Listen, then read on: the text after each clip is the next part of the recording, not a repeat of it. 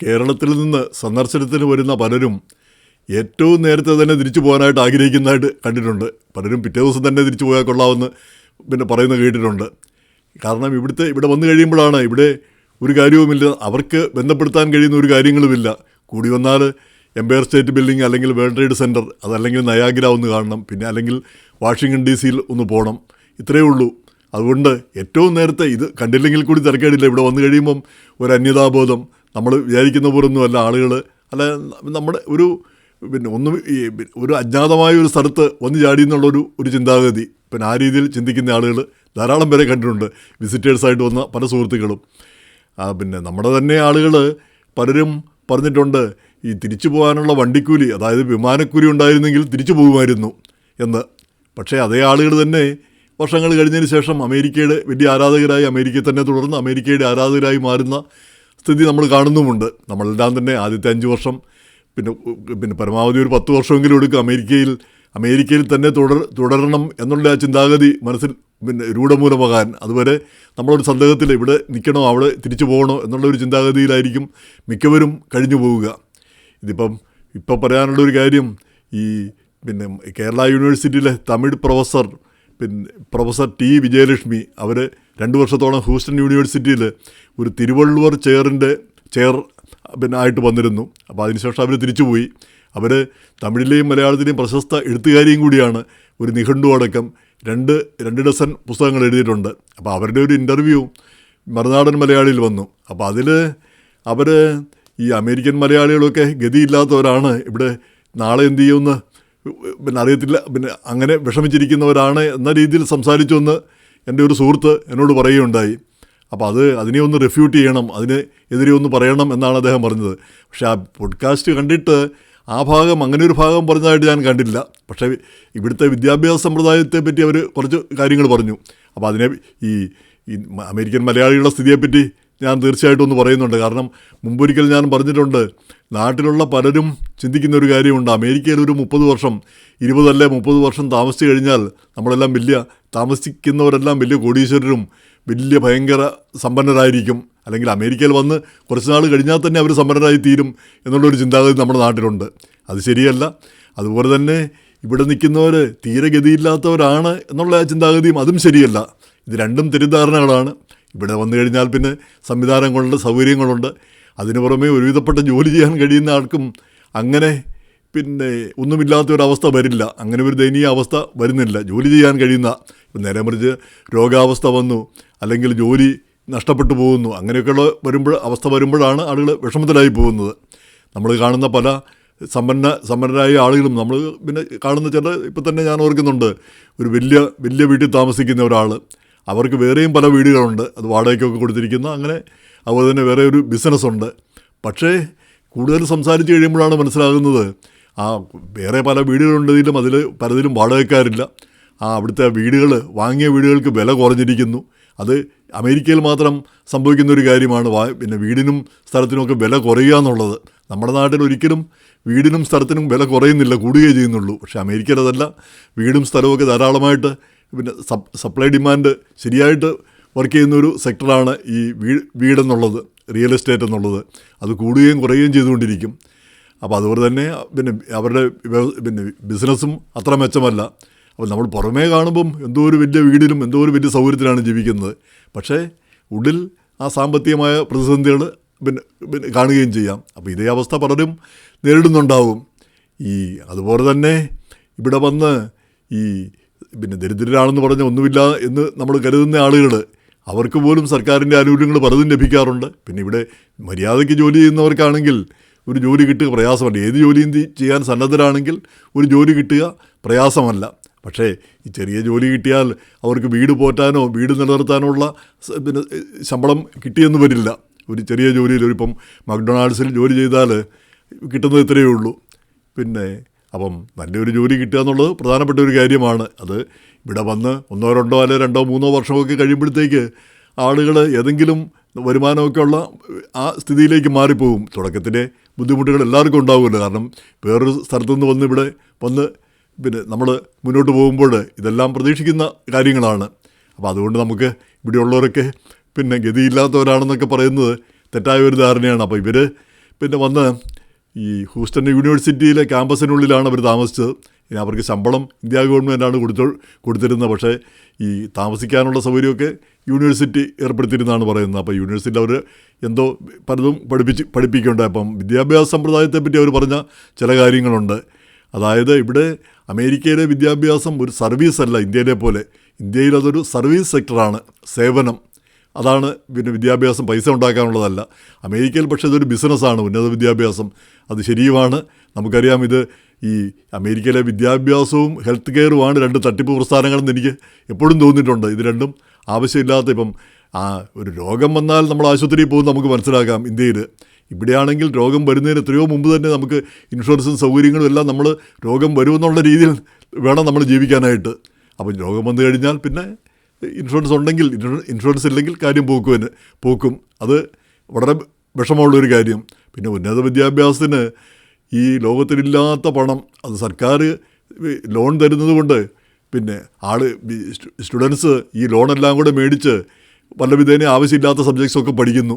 ആ സബ്ജക്ട്സൊക്കെ പഠിച്ചു കഴിഞ്ഞാൽ ഈ ലോൺ തിരിച്ചടയ്ക്കാൻ മാത്രമുള്ള ഒരു ശമ്പളം അവർക്ക് കിട്ടത്തില്ല, കിട്ടുന്ന ഒരു ജോലി കിട്ടത്തില്ല. അങ്ങനെയുള്ള പിന്നെ കോഴ്സുകൾക്കൊക്കെയാണ് ഈ വലിയ തുക കടമെടുക്കുന്നത് സർക്കാരിൽ നിന്ന് ലോൺ. എന്തായാലും ഇപ്പോൾ ആ ലോണ് കുറച്ചിട്ടുണ്ട്. പിന്നെ ട്രംപ് സർക്കാർ ഓരോ കോഴ്സിനും ഇത്രയും പരമാവധി ലോൺ കൊടുക്കുമെന്നാണ് പറഞ്ഞിരിക്കുന്നത്. നല്ലൊരു കാര്യമായിട്ട് തോന്നുന്നു. ഈ യൂണിവേഴ്സിറ്റികളൊക്കെ തോന്നിയ പോലെ ഫീസ് പിരിക്കുക, ആവശ്യമില്ലാത്ത കണ്ടമാനം ഫീസ് പിരിച്ച് വിദ്യാർത്ഥികളെ പിഴിയുക. കാരണം ഇവർക്ക് ലോൺ കിട്ടും, അത് മുതലാക്കിയെടുക്കുക. അപ്പോൾ അതിനൊരു തടയിടേണ്ടത് ഒരാവശ്യം തന്നെ. അനാവശ്യമായ കോഴ്സുകൾ അതുപോലെ പഠിപ്പിക്കുക, അതിനും ഒരു മാറ്റമുണ്ടാകുന്ന വളരെ നല്ലൊരു കാര്യം തന്നെ.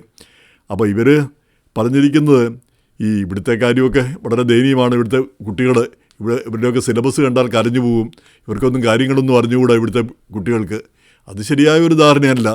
പിന്നെ കാരണം ഇവിടുത്തെ കുട്ടികൾ നമ്മളറിയാം, നമ്മുടെ ഇന്ത്യയിൽ നിന്നുള്ള കുട്ടികളാണ് ഇവിടെ വന്നു കഴിഞ്ഞാൽ പഠിക്കുന്ന ഈ റാങ്കും പിന്നെ അങ്ങനെയൊക്കെയുള്ള കാര്യങ്ങളൊക്കെ കിട്ടുന്നത് നേര് തന്നെയാണ്. ഇന്ത്യയിൽ നിന്ന് വരുന്നവർക്ക്, ഇന്ത്യയിൽ നിന്ന് വന്ന് പഠിക്കാൻ വരുന്നവർക്ക് അവർ വന്നിരുന്നു പഠിക്കുന്നു, പിന്നെ ഇങ്ങനെയുള്ള കാര്യങ്ങളൊക്കെ നേടുന്നു, റാങ്കും ഫസ്റ്റ് ക്ലാസ്സും ഒക്കെ നേടുന്നു. പക്ഷേ ഒന്ന് തിരിച്ചൊന്ന് ചിന്തിച്ച് നോക്കി, ഇന്ത്യയിൽ ഇത്രയും മനുഷ്യരുണ്ട്, IITകൾ മറ്റേത് മറിച്ച് എന്തെല്ലാം സംവിധാനങ്ങളുണ്ട് ഇന്ത്യയിൽ. പക്ഷേ ഒരു കണ്ടുപിടുത്തം, ഒരു മനുഷ്യരാശിക്ക് ഉതകുന്ന ഏതെങ്കിലും ഒരു കണ്ടുപിടുത്തം കഴിഞ്ഞ ഒരു 50 വർഷക്കാലത്തിനിടയിൽ ഇന്ത്യയിൽ നിന്നുണ്ടായിട്ടുണ്ടോ? ഇന്ത്യയിലെ ഈ വിദ്യാഭ്യാസ സമ്പ്രദായം എന്താണ് സൃഷ്ടിക്കുന്നത്? ഇവിടെ എന്തെങ്കിലും കണ്ടുപിടിച്ചത്, ഇപ്പം വിമാനം കണ്ടുപിടിച്ച വിമാനം കണ്ടുപിടിച്ചത് എത്രയാണ്, 100-150 വർഷത്തോളമായി. ആ വിമാനം കണ്ടുപിടിച്ച വേണമെങ്കിൽ അത് നമ്മൾ വേണമെങ്കിൽ ഒന്നുകൂടെ കണ്ടുപിടിക്കും. അല്ലെങ്കിൽ ഈ ഇൻ്റർനെറ്റ് വേണമെങ്കിൽ നമ്മൾ ഒന്നുകൂടെ കണ്ടുപിടിക്കും, ഓൾറെഡി ഉള്ള ഒരു കാര്യം. എന്നല്ലാതെ പുതിയൊരു കാര്യം കണ്ടുപിടിക്കാനോ പുതിയൊരു സംവിധാനം ഉണ്ടാക്കാനോ നമുക്ക് കഴിയുന്നില്ല. നേരെ മറിച്ച് പിന്നെ ഇൻ്റർനെറ്റും കമ്പ്യൂട്ടറും ഒക്കെ കണ്ടുപിടിച്ചത് പാശ്ചാത്യരാണ് കണ്ടുപിടിച്ചത്.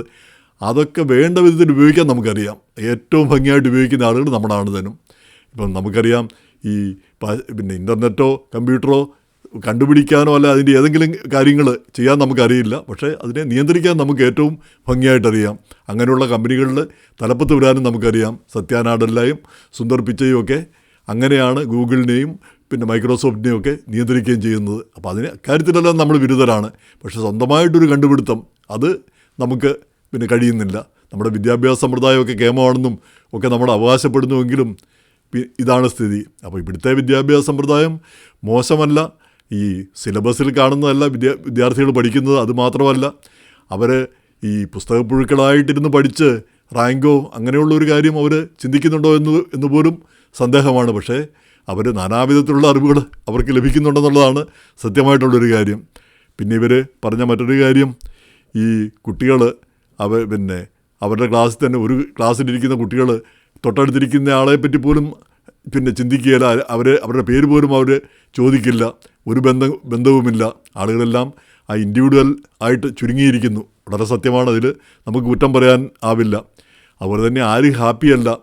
പിന്നെ ഈ കുട്ടികൾ ഫാമിലി ലൈഫിൻ്റെ തകർച്ചയാണെന്നാണ് അവർ പറയുന്നത്. അതും കുറച്ച് ശരിയാണെന്ന് തോന്നുന്നു. ഇനി അവിടെ 4 കുട്ടികൾ ആത്മഹത്യ ചെയ്തു എന്നാണ് അവിടെ പിന്നെ അവരുടെ ആ കാലത്ത് എന്ന് പറഞ്ഞ്. അപ്പോൾ എന്തായാലും പിന്നെ എന്ന് മാത്രമല്ല, അമേരിക്കയിൽ 30% പേർക്ക് കോളേജ് ഡിഗ്രിയേ ഉള്ളൂ. നേരെ മറിച്ച് കേരളത്തിൽ എത്രയോ ശതമാനം പേർക്ക് കൂടുതലുണ്ട്. ഇവിടെ ഇപ്പോൾ അമേരിക്കയിലുള്ള ഈ ഇന്ത്യക്കാരിൽ നല്ലൊരു പങ്കിന് ഈ ഡിഗ്രിയും പോസ്റ്റ് ഗ്രാജുവേഷനും ഒക്കെ ഉള്ള ആളുകളാണ്. അപ്പോൾ അവർ പറയുന്ന മറ്റൊരു പിന്നെ കാര്യമുണ്ട്. ഈ സൗത്ത് ഏഷ്യൻസ് ഇല്ലെങ്കിൽ ഇവിടെ കാര്യങ്ങളൊന്നും നടക്കാൻ പോകുന്നില്ല. ഇന്ത്യക്കാരും ഇവിടെ കാര്യങ്ങളൊക്കെ നടക്കണമെങ്കിൽ ഇവർ വേണം. അതുകൊണ്ട് ഈ H1 വിസയ്ക്ക് $1,00,000 ഏർപ്പെടുത്തിയ ട്രംപിൻ്റെ പരിപാടിയൊന്നും നടക്കാൻ പോകുന്നില്ല. അത് ശരിയല്ല.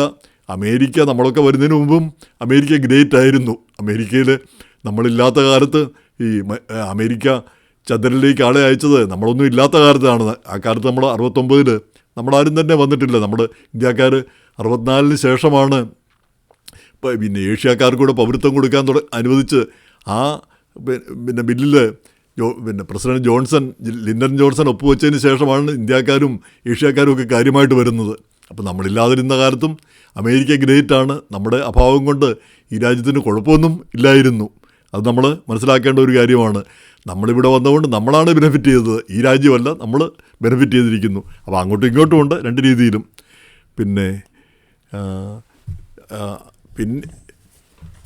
പിന്നെയുള്ളത് അവർ പറയുന്നത്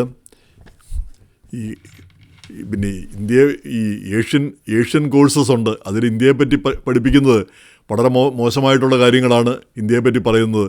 അപ്പോൾ ഇവരോട് തന്നെ ആരോ ചോദിച്ചു, പിന്നെ ഇത്രയും ഡേഞ്ചറസ് ആയ ഒരു സ്ഥലത്ത് നിങ്ങളെങ്ങനെയാണ് ജീവിക്കുന്നത്? അപ്പോൾ ആ രീതിയിലുള്ള കാര്യമാണ് പഠിപ്പിക്കുന്നതെന്ന്. തീർച്ചയായിട്ടും അങ്ങനെ ഉണ്ടെങ്കിൽ അതിനെ ടേക്കപ്പ് ചെയ്യേണ്ടതാണ് നമ്മൾ.